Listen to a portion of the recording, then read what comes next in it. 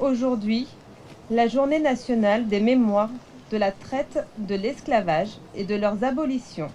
Toutes les discriminations. Voilà, donc aujourd'hui, nous venons de célébrer cet anniversaire et avec cette gerbe qui est aussi dédiée à Aimé Césaire, qui a été une des figures de la libération des Noirs, des Afro-Américains et un des combattants, et tout comme ma mère, Joséphine Baker, un combattant de la ségrégation et de toutes les formes de racisme. Brian Baker, vous êtes un invité d'honneur aujourd'hui et depuis hier soir, et c'est avec plaisir qu'on vous accueille à La Rochelle. Oui, eh bien écoutez, je suis très honoré d'ailleurs.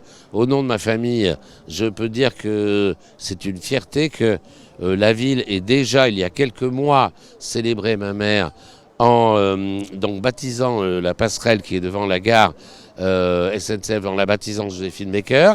Par la suite d'ailleurs, nous verrons, il est possible que cette passerelle soit aussi ornée d'une statue, d'une œuvre, qui donnera la pleine mesure de la grande figure qui était ma mère. Et je dois dire que hier, j'ai eu l'occasion de rencontrer le public rochelais à la médiathèque pour une projection d'un documentaire qui s'appelle Joséphine Baker, un destin français, et ensuite une rencontre, un échange avec le public, suivi de dédicaces de mon livre Joséphine Baker, l'universel.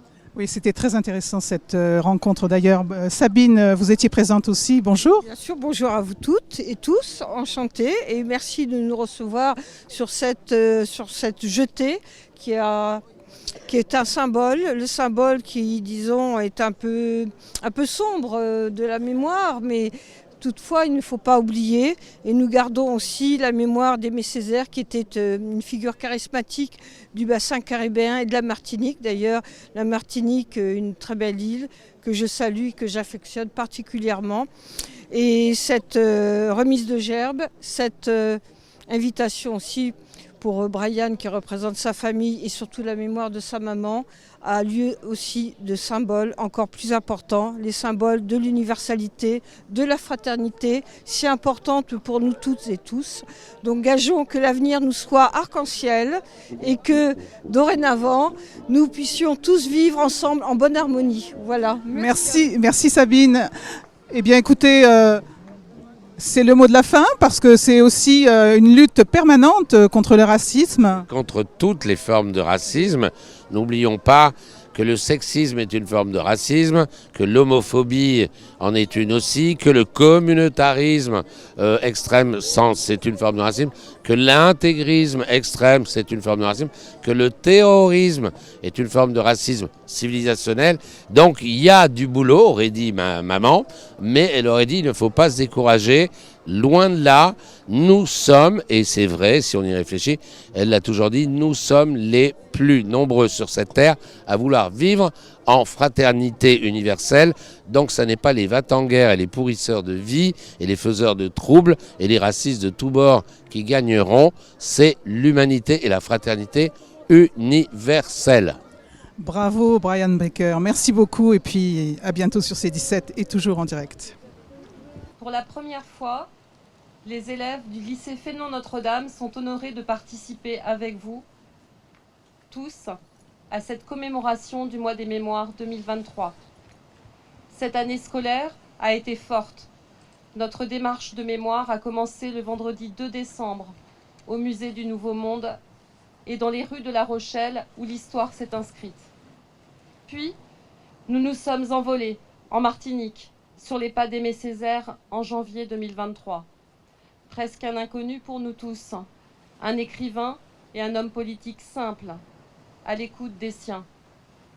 Sa poésie est une musique déchirante, vraie et labyrinthique. Comment dire la souffrance?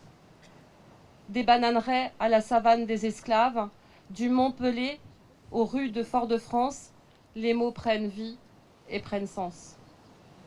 Laissons, comme Aimé Césaire, nos consciences éveillées. Partageons cet hommage écrit par ces lycéennes et lu à Fort-de-France devant sa maison, humble comme lui. Durant une semaine, nous sommes venus te rencontrer, toi ainsi que ta culture, à Fort-de-France. Comme nous, tu as été lycéen, puis étudiant. Après beaucoup d'efforts, tu as étudié à l'école normale supérieure, où tu t'es lié d'amitié avec Léopold Sédar Senghor. Tu as fréquenté le salon littéraire de Paulette Nardal. C'est d'ailleurs à ce moment-là que tu prends conscience de la nécessité de combattre l'aliénation culturelle, qui caractérise les sociétés coloniales martiniquaises et guyanaises. C'est donc pour cela qu'en 1934, avec d'autres étudiants, tu fondes, à Paris, le journal L'Étudiant Noir. Voilà comment Aimé Césaire définit son mouvement. La négritude est la simple reconnaissance du fait d'être noir, et l'acceptation de ce fait, du destin de personnes noires, de notre histoire et de notre culture. Tu as fondé ce courant politique et littéraire avec tes amis Léon Gontran-Damas et Léopold Sédar. Vous n'avez pas créé un mouvement passif qui subit, mais un mouvement qui choisit de combattre l'oppression, par une révolte intellectuelle active, une réflexion de l'esprit. Après quelques années, tu es revenu dans ton île natale, où tu as su mener, grâce aux encouragements de Suzanne, ton épouse, ce combat contre l'aliénation culturelle, notamment par des discours et des poèmes. Tu as su influencer les intellectuels africains et afro-américains dans leur combat contre le colonialisme et l'acculturation. Tu as transformé la colonie de Martinique en département. Tu as été conseiller général de la Martinique. Tu as été élu, en 1946, maire de Fort-de-France, puis député de l'Assemblée nationale.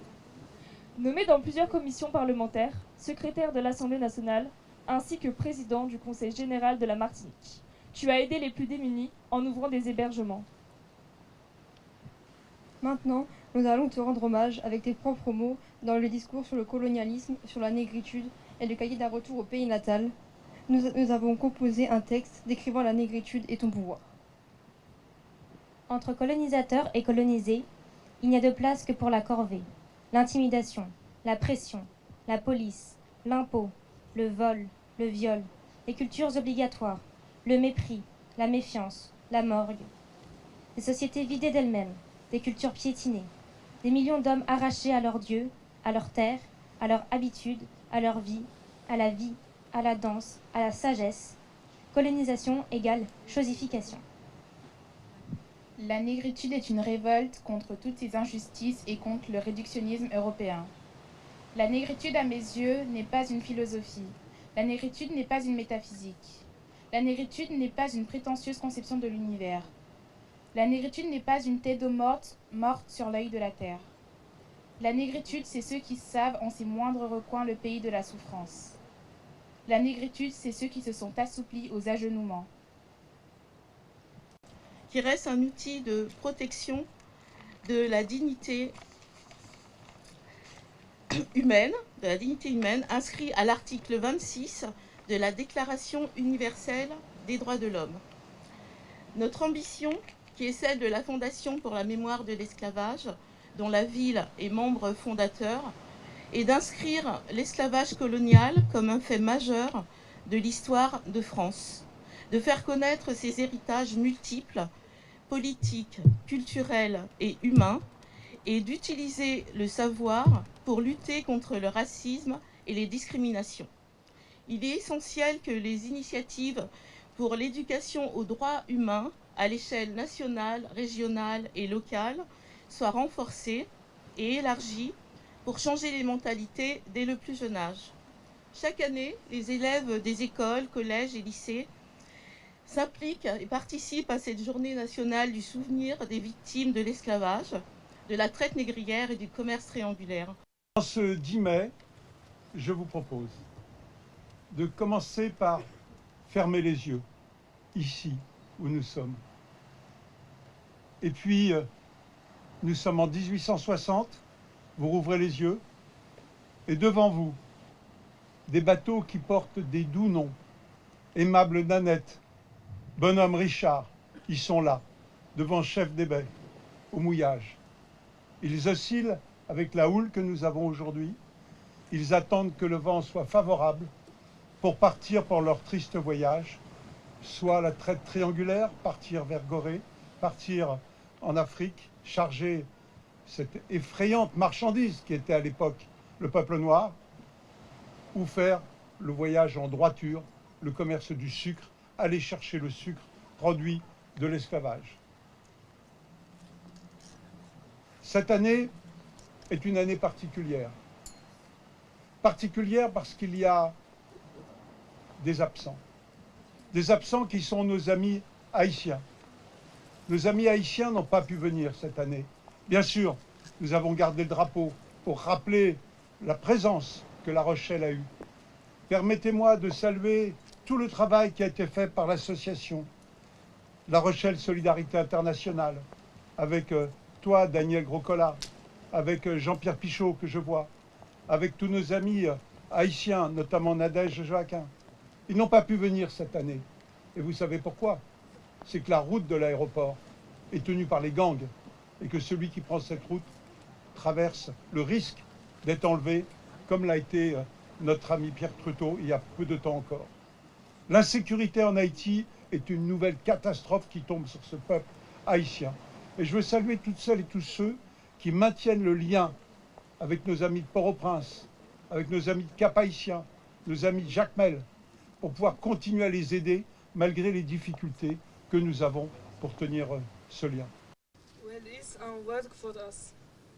One day we will be free. When we'll be free. Let's flee and tomorrow we'll be free. When we're free even, we'll be able to use and hell will be seen of the past.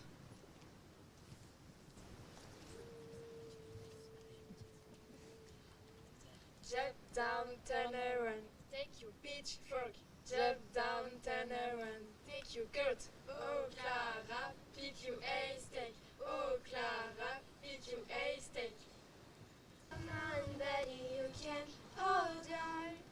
Dry your tears on your face. Harvest a soft cologne. Just imagine taking off your heavenly place. Don't be afraid, little bird. Dream of the land of the distant sunset. Honor your sister who murdered. Whatever you call her, I love you, my king. Let's pick it the ground. The chains go like birds. The off suffering. We sing to give us courage. We are destined for this life, but we have work to get by and to have a better life. And we continue to believe in it. Everything will be possible.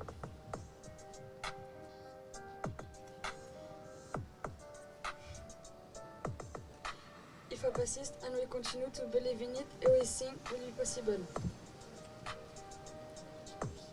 We don't have freedom, but singing, give it back.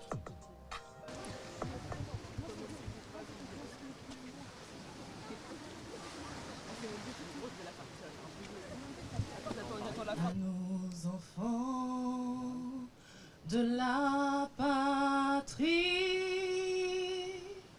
le jour de gloire est arrivé. Contre nous de la tyrannie, l'étendard sanglant élevé. L'étendard sanglant élevé. Entendez-vous dans nos campagnes mugir ces féroces soldats?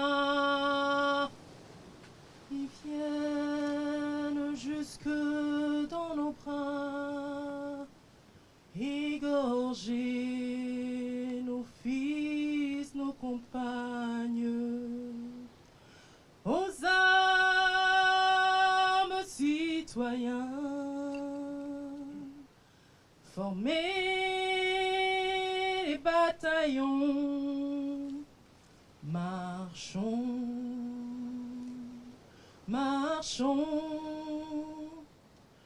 qu'un